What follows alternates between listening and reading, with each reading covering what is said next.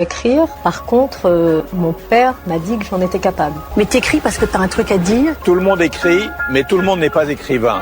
Pourquoi le devient-on? Comment le devient-on? D'où vient l'inspiration? Écrivain, écrivaine. Le point littéraire, Jean-Jacques Foucault. On connaît les écrivains à travers leurs œuvres, mais connaît-on leur univers?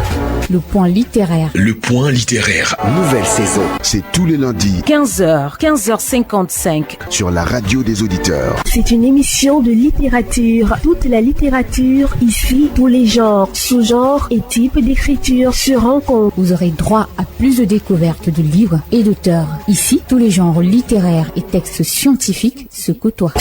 Le point littéraire. Nouvelle saison. C'est tous les lundis. 15h, 15h55. Sur la radio des auditeurs. Prenez le rendez-vous avec Jean-Jacques Foucault.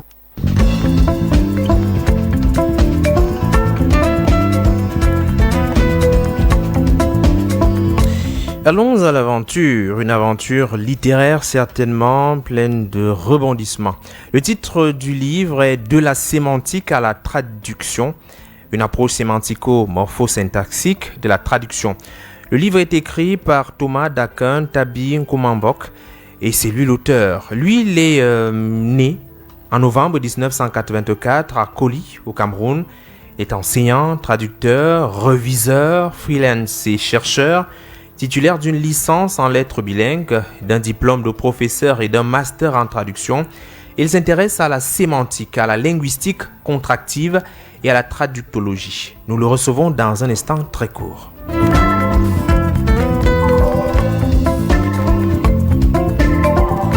Thomas d'Aquin, bon après-midi et merci d'être dans les studios de Royal FM. Bon après-midi. Bonjour et merci de m'avoir... Bonjour et merci de m'avoir invité sur votre plateau. Ce que vous allez nous proposer est d'abord un texte intéressant, mais revenons sur votre profil. Vous êtes enseignant, traducteur, reviseur, freelance et chercheur. En quoi consistent au quotidien vos activités? Alors, déjà, je vous remercie de m'avoir donné l'opportunité de m'exprimer sur vos antennes.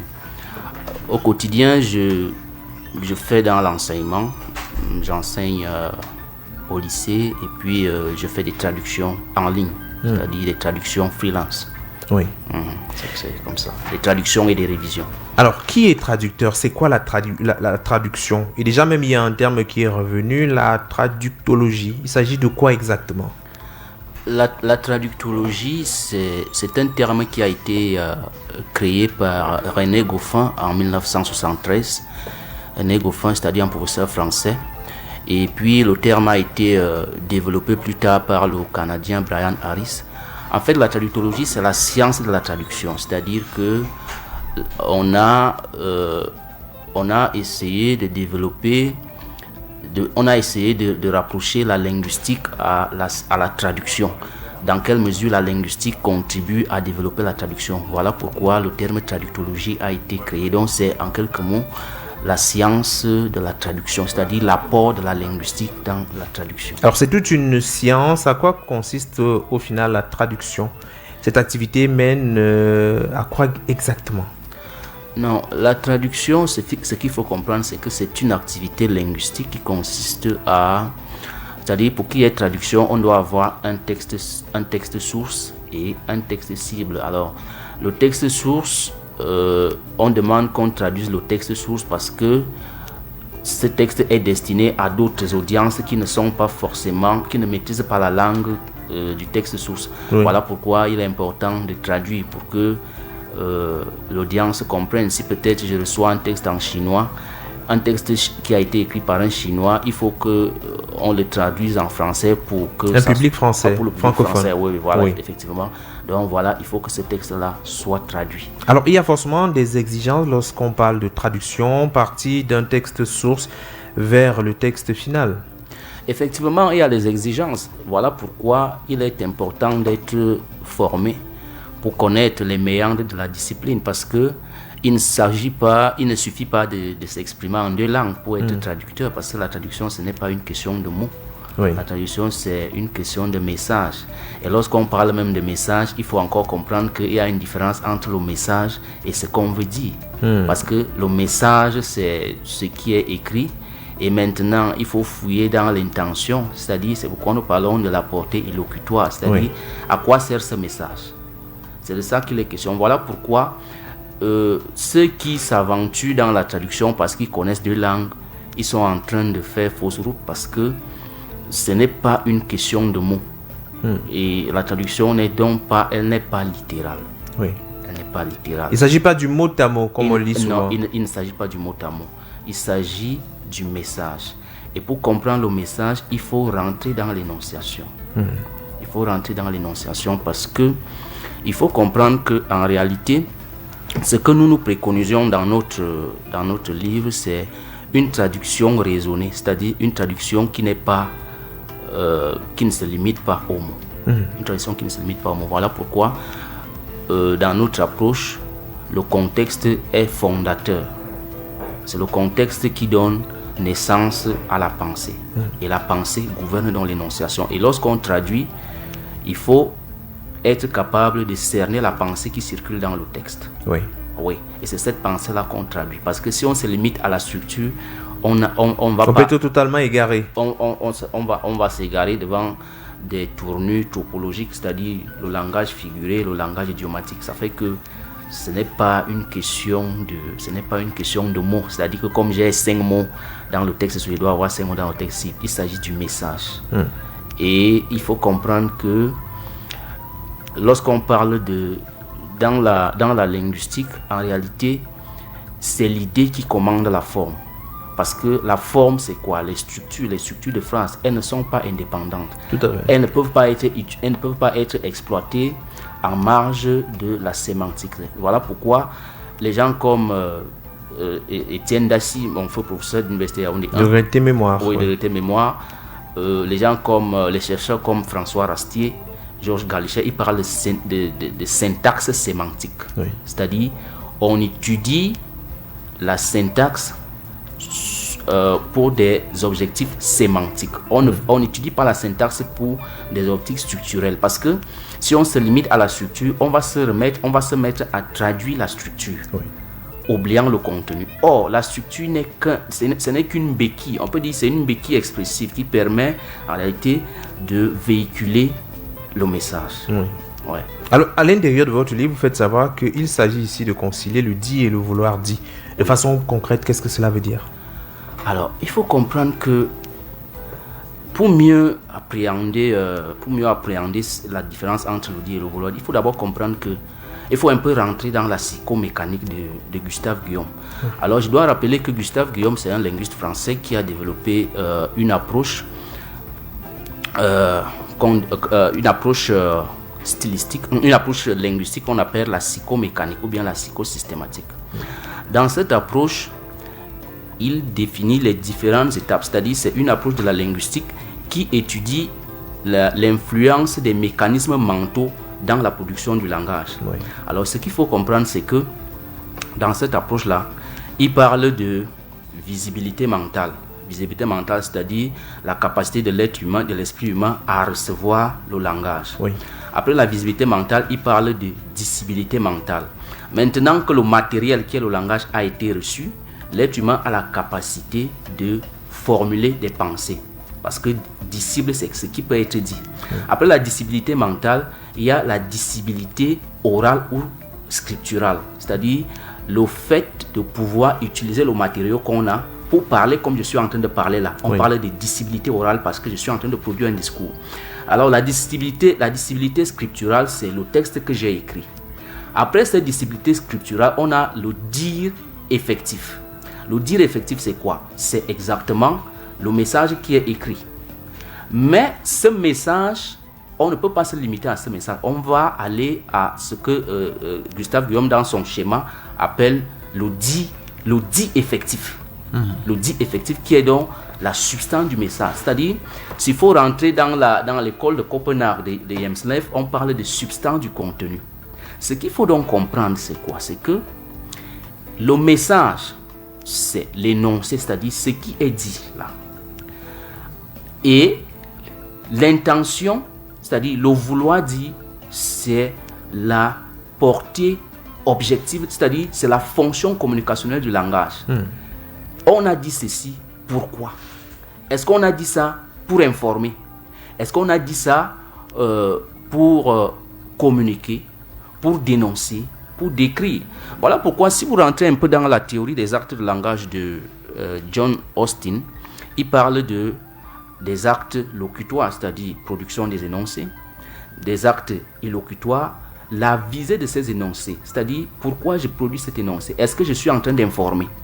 Voilà pourquoi lorsqu'on traduit, il faut concilier ce qui est dit là et l'intention qu'il y a derrière. Parce que, pourquoi je le dis? Imaginez-vous que si j'entre dans votre studio, tout est fermé. Et je dis, il fait très chaud. Alors, il fait très chaud. Qu'est-ce qu'il fait très chaud veut dire dans ce contexte-là? Il fait très chaud. Je suis en train de dire, est-ce que vous pouvez activer le climatiseur? Tout à fait. Pouvez-vous ouvrir les fenêtres? Oui, si je rentre, vous rentrez chez vous, en plein 14h, vous trouvez l'enfant en train de jouer à la musique avec un volume très fort, vous lui dites, il fait chaud. Vous demandez... Oui, vous dites à l'enfant, vous le trouvez en train de jouer la musique. Alors vous dites, il fait chaud. Ça veut dire quoi? Il faut seulement qu'il baisse le volume il faut baisser. de sa musique. Oui, c'est pourquoi il faut faire très attention. Là, vous voyez que il fait chaud. C'est ça le message. Mais qu'est-ce que je veux dire? Est-ce que tu peux me baisser cette musique? Oui. Ou alors si je dis, le volume de votre musique est très fort. Merci. Est-ce que c'est comme ça que je dois dire ça? Est-ce que c'est comme ça que je dois traduire ça? Non. Quand je dis le volume de votre musique est fort, merci, c'est une phrase déclarative. Mais en réalité, cette phrase déclarative correspond à une phrase interrogative. Pouvez-vous réduire le volume de votre musique? Ou alors une phrase injonctive, la modalité injonctive. Veuillez baisser votre musique. Voilà pourquoi il ne faut pas se précipiter à traduire ce qui est écrit. Ce qui est écrit, c'est ça le message. Maintenant, la portée illocutoire, c'est-à-dire la fonction de ce qu'on veut dire, de ce message, c'est quoi? Donc l'information sous-jacente. C'est pourquoi il faut être sûr. Parce que en traduction, c'est ça. Notre objectif en fait, c'est de capaciter le traducteur. C'est-à-dire de donner au traducteur, de lui remettre toute sa confiance pour qu'il comprenne que il n'est pas là pour traduire les mots. Il est là pour traduire le contenu. On a bien l'impression que chaque fois qu'on est face à une activité, une activité de traduction, il faut mobiliser nécessairement le contexte. Effectivement. Et même le parler local. C'est-à-dire que les réalités locales comptent effectivement pour pouvoir donner un résultat final. Alors si on prend par exemple, moi j'avais écouté cet exemple qui m'avait particulièrement plu au moment de la présentation, c'est-à-dire à la conférence. Vous avez fait savoir que si on dit aux Camerounais, si on dit à un Chinois de traduire par exemple bâton de manioc, s'il le traduit de façon littérale, il est évident qu'il va perdre le lecteur pour la traduction avec la langue cible. Ah oui. Et effectivement, la traduction, c'est une question de contexte et il faut tenir compte des réalités culturelles. Lorsque vous avez le terme, c'est l'un de vos confrères qui avait posé la question. Il disait que voilà, il avait lu quelque part que le bâton de manioc avait été traduit en anglais par cassava stick. Alors il m'a demandé si c'était une bonne traduction. C'est une aberration parce que le bâton de manioc, c'est une réalité culturelle camerounaise. Oui. S'il faut traduire cela en chinois, il faut le laisser en français tel que c'est là. Ah d'accord. Et mettre une autre barre de page. Déjà que le bâton de manioc, je pense bien que les Chinois font déjà le bâton de manioc. Donc il faut juste expliquer avec une autre barre de page ce qu'est le bâton de manioc et non de traduire ça littéralement, parce qu'en traduisant littéralement, nous sommes carrément à côté. Alors il se trouve que, est-ce que pour tous les domaines, la traduction obéit au même canon? Finalement, si on parle par exemple du droit, c'est un jargon juridique spécifique. Est-ce que ça obéit aux mêmes réalités qu'une traduction littéraire, entre guillemets? Déjà, il faut opérer un distinguo entre la traduction littéraire et la traduction juridique. Je vais d'abord dire un mot sur la traduction littéraire. La traduction littéraire, c'est ce qu'il faut comprendre d'abord avec la traduction littéraire, c'est que qu'est-ce qu'une œuvre littéraire? Une œuvre littéraire, c'est une œuvre de l'esprit, c'est une création. On parle de création littéraire. Alors, pour faire la traduction littéraire, il faut être créatif. Voilà pourquoi on parlera de traduction littéraire comme recréation. C'est-à-dire, la traduction littéraire, c'est un processus de recréation parce que on a une œuvre littéraire qui a été créée. Vous savez, François de Montréal dit: le romancier est de tous les hommes celui qui ressemble le plus à Dieu. Il est le singe de Dieu. Alors, Thomas Daquin, je vais vous retirer la parole un instant. D'abord, la publicité et on se retrouve juste derrière. Ok. Royal FM. For safe travel, with the support of MTN, the Ministry of Transport recommends traveling on buses equipped with Iman travel cameras. Need more information? Call 8098.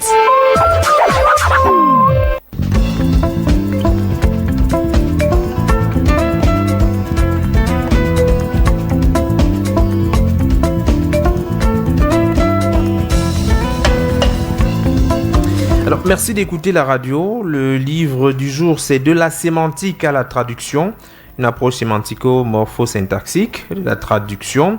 C'est Thomas Daquin Tabi Kumambok qui est notre invité aujourd'hui. Et nous étions en train de parler notamment de la différence qu'il faudrait faire rapidement entre la traduction littérale et celle juridique pour le cas d'espèce. Oui, j'étais donc en train de dire que François de Mauriac, François Mauriac, le romancier français, disait: le romancier est de tous les hommes celui qui ressemble le plus à Dieu, il est le singe de Dieu. C'est-à-dire que c'est quelqu'un qui crée. Il crée une histoire et puis la matérialise dans un texte. Et c'est ça qui donne le roman. Oui. Alors pour faire la traduction littéraire, il faut être capable de créer aussi. C'est-à-dire, la traduction littéraire, c'est donc un phénomène de recréation.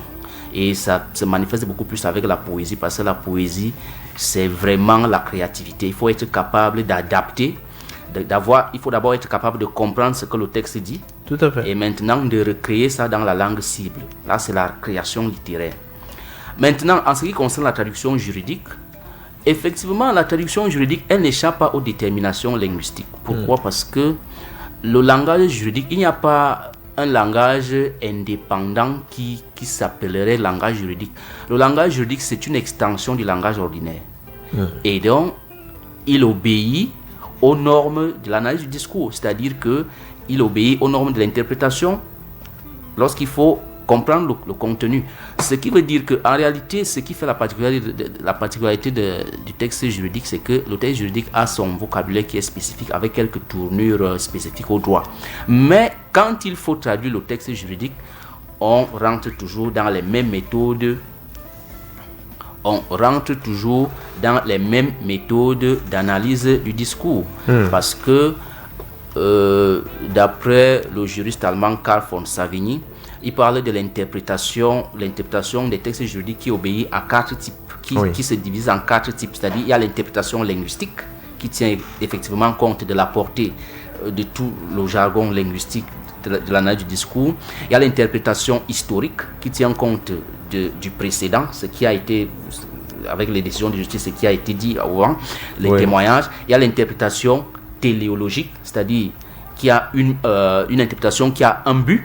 Le but, c'est quoi? Lorsqu'on a un texte juridique devant nous, quel est le but qui est recherché, quelle est l'intention qui est visée? Et enfin, l'interprétation systématique, parce que le droit, c'est un système. Il y a les ordonnances, il y a les décisions de justice, il y a tout. Donc, pour interpréter un texte juridique, effectivement, on a recours à la langue ordinaire. Et la preuve en est que la plupart des juristes, lorsqu'ils sont confrontés à un problème, ils recourent d'abord au dictionnaire ordinaire. Oui, classique. Oui, au dictionnaire classique pour rechercher la signification des mots. Donc, la traduction juridique, effectivement, elle obéit aux normes des autres traductions. Alors, il y a des expressions dans le jargon juridique qui ne peuvent pas nécessairement correspondre à la traduction littérale. Ah oui, il y a des expressions dans le jargon juridique, effectivement, qui conviennent plus spécifiquement au jargon juridique, mais dans tous les cas, il faut les contextualiser. Il faut les contextualiser. Tout dépend du texte qu'on a devant soi et de ce qu'on recherche. Parce que parfois, le client peut vous dire, voilà, ce texte s'adresse à tel. Il faudrait revoir un peu la terminologie, il faudrait peut-être mettre ça au niveau du public. C'est pourquoi on parlera de communicative translation d'après Peter Newmark. Donc, mais la coloration juridique ne peut pas s'effacer parce que ce sont des expressions qui relèvent purement du droit. Alors, si on est vraiment dans une littérature scientifique, des textes scientifiques, parlons pour le cas d'espèces de la médecine, c'est un langage consacré. Est-ce qu'on va se mettre à traduire un texte peut-être médical ou d'un livre de médecine de la même façon qu'on le ferait pour une œuvre de création? Je dirais d'abord que le texte médical est le texte le plus facile à traduire. D'accord. Oui, en fait, la traduction technique est la plus facile. Pourquoi? Parce que vous avez un répertoire lexico-sémantique spécialisé, c'est-à-dire vous avez des termes techniques qui ont les équivalents. Ils sont déjà standards. Oui, qui sont déjà standards. On va vous parler de l'oncologie, de la cardiologie, en fait des disciplines, des branches de la médecine. Vous n'avez pas de problème à traduire ça. Il suffit juste d'avoir des dictionnaires spécialisés et qui vont vous donner les termes avec leurs équivalents. Donc la traduction technique, elle n'est pas compliquée. La traduction qui est la plus difficile, il y a la traduction générale. À côté de la traduction générale, on retrouve encore la traduction littéraire, donc la traduction des poèmes et la traduction juridique. Pourquoi la traduction générale est la plus difficile? Parce que c'est dans la traduction générale qu'on retrouve donc des constructions topologiques dont j'ai parlé, c'est-à-dire des tournures idiomatiques. Parce que si quelqu'un dit par exemple en anglais, you are barking the wrong tree. You are barking the wrong tree. Quand on traduit littéralement, c'est vous êtes en train d'écorcer le mauvais arbre. Mais là, il faut contextualiser.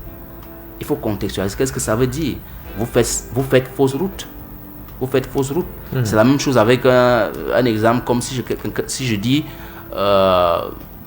British, si je dis peut-être he has cold feet to intervene, he has cold feet to react. Littéralement, il a les pieds froids pour réagir, mais ce n'est pas ce que ça veut dire. Ça veut dire qu'il hésite à réagir. Alors la traduction générale, elle est un peu compliquée parce que c'est vraiment la richesse du langage qui est exhibée et là, il faut être suffisamment outillé pour trouver le terme exact. Alors, peut-on être traducteur de toutes les langues? Non, c'est l'illusion qu'entretiennent certaines personnes, que ce soit au Cameroun ou bien ailleurs, parce que les gens se disent, vous allez retrouver des gens qui vous font 5 combinaisons. Déjà, il faut comprendre une chose, c'est que pour être traducteur, on doit avoir une langue A. C'est-à-dire la langue maternelle, la langue qu'on a apprise depuis la syllabe. Pourquoi? Parce que le bilinguisme parfait n'existe pas. Le bilinguisme parfait n'existe pas. Il y a toujours une langue qu'on maîtrise mieux. Alors, on peut traduire 2 langues, 3 langues. C'est-à-dire, je peux traduire du bassa vers le français, de l'anglais vers le français, et peut-être de l'allemand vers le français. Mais ce n'est pas le contraire. Je ne dois pas me retrouver en train de traduire, alors que ma langue A c'est le français, je me retrouve en train de traduire du français vers l'allemand. Ça c'est le mensonge. Et c'est ce que les gens font, que ce soit au Cameroun ou bien ailleurs. Pourquoi? Parce qu'ils cherchent l'argent et puis ils se disent que bon, comme je suis déjà traducteur, ça veut dire que je peux manipuler plusieurs langues. Or, on ne peut pas maîtriser. Pourquoi? Parce qu'il y a des spécificités. Vous allez vous retrouver peut-être... Moi, par exemple, si je prends mon modeste exemple, je suis professeur d'anglais. Je traduis bien vers l'anglais, mais quand quelqu'un me sollicite pour un travail en anglais, je finis de traduire, je donne à un collègue qui est... Une relecture. Oui, pour la relecture. Pourquoi? Parce que il y a des petites subtilités qu'on croit maîtriser, mais qu'on ne maîtrise pas. Je vais prendre l'exemple avec le cas du français. Qu'est-ce qu'on dit? Hésiter à ou hésiter de. Consister à ou consister en. Pallier à ou pallier. Il y a les gens qui disent pallier à, alors que pallier est transitif direct. On pallie un problème, on ne pallie pas un problème. Ça fait que, moi je trouve que je les appelle les imposteurs. Ces gens-là qui vous disent que, moi je fais dans 4 langues. On ne peut pas. Le maximum pour moi, et c'est ce que je recommande d'ailleurs dans cet ouvrage, c'est que le traducteur traduise 3 langues. C'est-à-dire qu'il ait 3 langues, qu'il traduit vers sa langue A. Et jamais le contraire. Ne jamais changer. Oui. Ne jamais changer. Parce que si vous changez, vous allez faire des erreurs gravissimes. Alors, aujourd'hui, beaucoup de personnes se posent des questions. La traduction, c'est un domaine qui n'est pas très connu. Y a-t-il des opportunités là-bas, lesquelles? Est-ce qu'aujourd'hui, on peut décider de faire de la traduction son métier, son travail, son gagne-pain? Oui, effectivement, on peut faire de la traduction son gagne-pain, à condition qu'on soit bien formé et qu'on soit compétent sur le terrain, parce que vous pouvez travailler en ligne, c'est-à-dire faire dans le freelance, et vous avez vos clients qui vous envoient du travail, et puis vous vous en sortez. Il y a beaucoup d'aînés, beaucoup de grands frères qui ont réussi à travers la traduction freelance. Oui. Il y en a beaucoup. Donc, effectivement, la traduction, c'est un métier qui paye, mais à condition qu'on soit performant, parce que les clients sont très exigeants. Les clients sont très exigeants. Quand on vous donne un travail, ils s'attendent à ce que vous produisiez un travail de haute qualité. Et quand vous ne le faites pas, on vous met de côté. C'est comme ça que ça se passe. Et c'est même ça qui se passe en ligne, parce que la plupart des clients, vous allez voir des gens qui vous contactent des États-Unis, de l'Angleterre, de la Belgique, de l'Argentine, un peu partout, puisqu'il y a des plateformes pour traducteurs. Oui. Donc quand vous êtes traducteur, vous devez être capable d'adhérer à ces plateformes-là. Et on vous contacte, on vous soumet à un test. Si vous passez le test, on commence à vous envoyer le travail, et puis vous gagnez votre vie comme ça. Dès qu'on vous écoute, on comprend très vite que c'est une opportunité. C'est possible d'explorer. Ils sont très nombreux qui ont passé le baccalauréat, un peu moins seront reçus. Est-ce qu'on peut envisager tout de suite de voir des jeunes aller là-bas? S'il faut tout de suite cibler une école, est-ce qu'on va dire qu'il y a des écoles de qualité au Cameroun qui permettent déjà d'avoir des traducteurs? Il y a des écoles de qualité au Cameroun comme l'ASTI. C'est vrai que je ne peux pas trop me prononcer par rapport aux autres écoles, mais il y a des écoles de traduction au Cameroun qui forment effectivement les traducteurs. Mais la question n'est pas au niveau des écoles. Le problème, c'est que déjà, il y a un petit problème au niveau de ces écoles, parce que l'approche qu'on adopte là-bas, c'est juste, on demande aux gens de traduire. Il faut traduire. Mais si on traduit sans une bonne théorie, on est en train on n'est pas sûr d'avoir les résultats concluants. Bon, maintenant, acceptons même que les écoles fassent bien leur travail. La traduction, elle se passe sur le terrain, parce que lorsque vous sortez de l'école de traduction, il faut être capable de traduire sur le terrain. Et c'est là où vous allez comprendre si vous avez été bien formé ou si vous avez été mal formé. C'est pourquoi il faut un certain bagage linguistique. Et il y a des gens qui sortent de ces écoles comme l'ASTI ou bien, je ne vais pas faire la publicité des autres écoles, qui ne parviennent pas à s'en sortir. Oui. Parce que soit la formation a été biaisée, soit eux-mêmes ils n'ont pas le niveau, soit ils se rendent compte qu'il y a un véritable gap entre la formation et les réalités du terrain. Et c'est pourquoi nous avons pensé qu'il fallait peut-être proposer quelque chose de nouveau. Pourquoi? Parce que jusqu'à présent, nous avons des traducteurs en Afrique, au Cameroun, mais nous n'avons pas de traductologues. Parce qu'il y a une différence entre traducteur et traductologue. Traducteur, c'est celui qui pratique la traduction. Un traductologue, c'est celui qui pratique la traduction et qui la théorise. Et c'est pourquoi ma modeste personne a voulu théoriser à mon niveau. Pourquoi? Parce que quand vous arrivez dans une école de traduction, on vous apprend à traduire, on vous donne les textes, on vous demande de traduire. Il n'y a pas une méthodologie appropriée. Parce que pour qu'on forme des gens en traduction, il faut qu'on comprenne. Les Étienne Dolet, tous ces grands théoriciens ont démontré que pour traduire, il faut maîtriser la langue source et la langue cible. Mais ils ne sont pas là en profondeur, ils ne nous ont pas dit comment il faut faire pour les maîtriser. Voilà pourquoi nous avons proposé cet ouvrage pour démontrer que la traduction est d'abord une activité linguistique. Si nous voulons la maîtriser, nous devons maîtriser les méandres de la sémantique. Parce que la sémantique, c'est le point central de la traduction. Puisque dans nos écoles, vous retrouvez des gens qui ont la licence en droit, parce qu'ils connaissent l'anglais, le français, il a réussi au concours. Et c'est là le danger, parce que les gens se disent qu'il suffit de réussir au concours de traduction, bon, on se fait former et on va sortir. Bon. Vous réussissez au concours parce que vous êtes bilingue, vous parvenez à parler le français. Mais comme vous n'avez pas un bagage linguistique sur le terrain, vous ne parvenez pas à vous affirmer. Vous avez des difficultés. Vous avez des difficultés. C'est donc là qu'il y a problème. Donc, il faut non seulement être formé, mais aussi avoir un bagage linguistique solide et maintenant pratiquer la traduction. Parce que vous pouvez être traductologue sans être traducteur. Vous pouvez juste théoriser. Mais quand on vous donne un texte de traduit, ça devient plus difficile. Donc, il faut être formé. Il faut avoir un bon bagage linguistique. C'est pourquoi nous disons que la puissance d'un traducteur, c'est son vocabulaire. C'est sa capacité à maîtriser les contours de l'énonciation. Oui. Et il faut être capable de pratiquer la traduction pour pouvoir réussir. Alors, s'il fallait retenir quelque chose avant la lecture, puisque forcément les auditeurs vont chercher à avoir le livre, de la sémantique à la traduction, une approche sémantico-morpho-syntaxique de la traduction, on dira que ce livre parle de quoi et quel problème cherche-t-il à résoudre? Ce livre, il faudrait comprendre que de la sémantique à la traduction, c'est une aperception de la traduction sur la base de la morpho-syntaxe raisonnée qui sous-tend la traduction raisonnée que nous préconisons. Alors, la morpho-syntaxe raisonnée, c'est quoi? Il y a morphologie et syntaxe. Ce qu'il faut comprendre dans la morpho-syntaxe raisonnée, c'est comme nous l'avons dit, c'est l'idée qui commande la forme. Lorsqu'on analyse les structures linguistiques, on ne les analyse pas sur le plan structurel. On ne les remet pas. Pourquoi? Parce que chaque langue a son génie. Chaque langue a son déploiement morpho-syntaxique. Alors, je ne peux pas me limiter à reproduire la structure du texte source dans le texte cible. Oui. Il faut reproduire, il faut d'abord fouiller le contenu. Pourquoi? Parce que la syntaxe n'est pas autonome. La syntaxe est sémantique.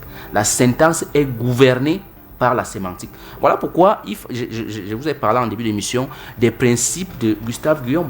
Parce que si je dois synthétiser la linguistique, les principes linguistiques de Gustave Guillaume, il faut retenir que la pensée, c'est elle qui gouverne l'énonciation. Et cette pensée est contextuelle.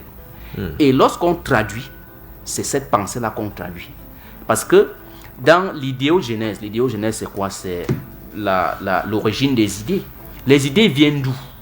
De la pensée. Oui. La pensée vient d'où? Du contexte.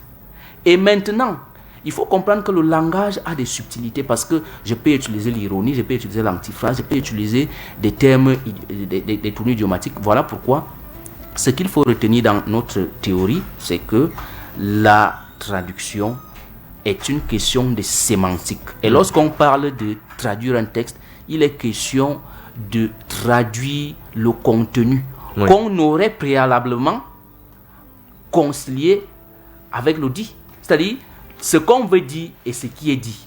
Il faut d'abord les concilier avant maintenant de traduire. Voilà pourquoi nous avons pris l'exemple, si je dis, par exemple, votre musique est haut, merci. Votre musique est fort, merci. Quand je traduis cette phrase, je ne dois pas la traduire telle qu'elle est là. Il faut que je traduise le contenu. Donc, je dois d'abord faire ce qu'on appelle, ce que Roman Jacobson appelle la traduction intralinguale, c'est-à-dire une reformulation au sein de la langue. Quand je dis votre musique est haut, le volume de votre musique est fort, merci, il faut que je reformule d'abord cela en disant veuillez, en disant en français, cette phrase signifie veuillez baisser votre musique. Et c'est ce veuillez baisser que je vais traduire. C'est ça le message et l'intention, c'est-à-dire la portée élocutoire de mon message. Donc, en gros, l'approche sémantico-morpho-syntaxique de la traduction accorde la primauté à tous les contours énonciatifs qui doivent être pris en compte dans la détermination du sens, tout en gardant à l'esprit que dans l'énonciation, dans la hiérarchisation de l'énonciation, le contexte est fondateur. Le contexte donne naissance à la pensée. La pensée se matérialise dans le texte. C'est pourquoi Gustave Guillaume parle de dissibilité mentale et de dit effectif. Le dit effectif, qu'on appelle encore dans la théorie de Louis Hemsleff, l'école de Copenhague, la substance du contenu. Oui. C'est la substance du contenu que nous traduisons. Donc, s'il faut résumer notre travail, nous dirons que il faut traduire non pas la structure, parce que c'est la structure qui fait que quand on traduit la structure, on se retrouve avec des traductions littérales, mot à mot. Il faut traduire non pas la structure, mais le contenu. C'est-à-dire, l'énoncé en lui-même, c'est un contenant. Et maintenant, le contenu, c'est le message on doit s'assurer qu'il y a osmose entre le message et l'intention de communication. Ça veut dire que quand vous allez arriver dans votre bureau à 9h, alors que vous étiez supposé être là à 8h et que votre patron vous dise « Je vous félicite, votre arrivée », il faudrait comprendre que c'est une ironie et qu'il ne faudrait pas traduire ça par « Je vous félicite ». Oui. Donc c'est de ça qu'il est Votre patron était en colère, mais il peut faire l'ironie. Voilà. Et à la reprimande directe. Voilà mais donc, elle est tacite. Oui, voilà donc pourquoi le traducteur doit être capable de comprendre que la traduction, ce n'est pas les mots. Parce que si c'était les mots, alors on donne un dictionnaire bilingue à n'importe qui et on lui donne le texte, il traduit. Sauf que en traduction, cela ne marche pas. Oui. Cela ne marche pas. Et c'est pourquoi vous allez comprendre que je vais peut-être embrayer sur... je vais vous permettre de poser la question sur l'intelligence artificielle. Je vous laisse le soin de poser cette question. Pour peut-être nous sortir, parce qu'on se posait bien la question, est-ce que l'intelligence artificielle ne vient pas remplacer les traducteurs? On voit bien que l'IA, c'est assez présent sur les différentes plateformes, Google et autres. Est-ce que l'homme ne sera finalement pas remplacé par l'intelligence artificielle? Jamais l'homme ne peut pas être remplacé par l'intelligence artificielle parce que l'intelligence artificielle se heurte encore à plusieurs problèmes. Pourquoi? Parce que il y a la traduction poétique qui est un problème pour l'intelligence artificielle. La traduction des tournures topologiques dont on a parlé qui est un problème pour l'intelligence artificielle. La traduction, ce qu'on appelle la transcréation, c'est-à-dire la traduction publicitaire. C'est un problème pour l'intelligence artificielle. Vous voyez, on vous met un slogan là, l'intelligence artificielle ne peut pas traduire ça parce qu'il va traduire littéralement. C'est vrai. Et il y a l'inversion, un phénomène comme l'inversion. En anglais, l'inversion en anglais n'est pas comme l'inversion en français. L'intelligence artificielle ne peut pas remplacer l'homme à ce niveau. Il y a même les formes de phrases. Quand vous prenez par exemple, dans les formes de phrases, vous avez par exemple, il y a la forme affirmative, la forme négative, la forme emphatique. Ce qui nous retient ici, ce qui retient notre attention ici, c'est la forme emphatique. La forme emphatique, c'est quoi? C'est la forme d'insistance. Et elle se manifeste de deux manières. Soit par l'extraction, c'est-à-dire en utilisant les présentatifs. Quand je dis « c'est moi qui ai », c'est moi qui ai acheté le livre, c'est moi qui ai pris le livre.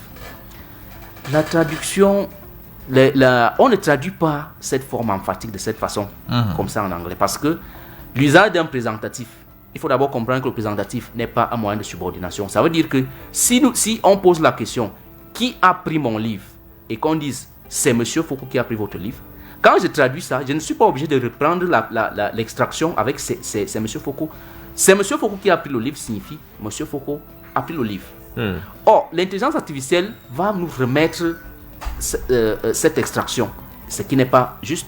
Je ne vais pas parler d'autres phénomènes comme l'anaphore ou la cataphore. Quand je dis Paul, je l'ai rencontré hier, l'intelligence artificielle va traduire ça comme ça, alors qu'en réalité, Paul, je l'ai rencontré hier. En anglais, je vais dire j'ai rencontré Paul hier. Donc, ça fait que l'intelligence artificielle se heurte encore à un problème, c'est que il y a la traduction de la poésie, il y a la transcréation qui est la traduction publicitaire, il y a les tournures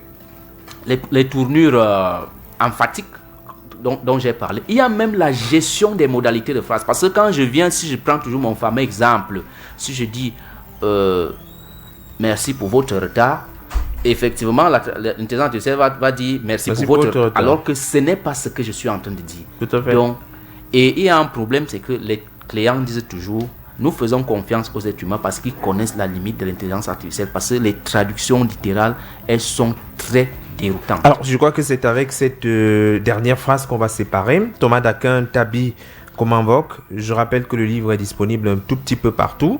Pour ceux des auditeurs qui souhaitent l'avoir, il faut simplement venir vers nous. Nous allons vous amener vers l'auteur. Je vous remercie Thomas d'Aquin, Tabi Comanvoc d'être passé. Je suis bien intrigué par le nom. A-t-il une signification particulière? Le nom n'a pas une signification particulière. C'est vrai que ça a une connotation anglophone. Je ne suis pas anglophone. Mais je voulais sortir en précisant que nous avons un problème au Cameroun. C'est que les gens vous disent vous avez écrit ce livre, vous l'avez publié en France. Pourquoi? Alors qu'il y a l'éditeur au Cameroun, il fallait faire ça moins cher. C'est pas moi qui fixe le prix du livre. Et puis la traduction, ce n'est pas la vente des beignets. Même pour vendre les beignets, il faut avoir le capital. Et donc, les gens qui font dans la traduction, la première condition, c'est qu'ils aient une machine. La machine, on ne l'achète pas à 20 000 francs. C'est vrai. Alors, quand les gens se mettent à se plaindre que le livre est cher, c'est juste de la mauvaise foi. Oui. Alors, c'est clair que la connaissance s'achète et elle est chère. Effectivement. Merci à vous.